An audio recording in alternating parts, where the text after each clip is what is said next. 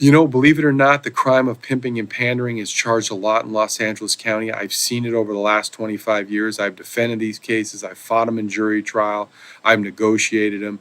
And most of the time, what I see happening is these charges being overfiled, somebody being put in a position that they shouldn't be in, so the prosecutors can use this as leverage against the person because the pimping and pandering charge carries a 3-year mandatory minimum. This is obviously something you don't want. You don't want this on your record. So what you should do, set up a face-to-face consultation with somebody who's been doing this a long time, had a lot of success, and knows how to defend these cases in LA County.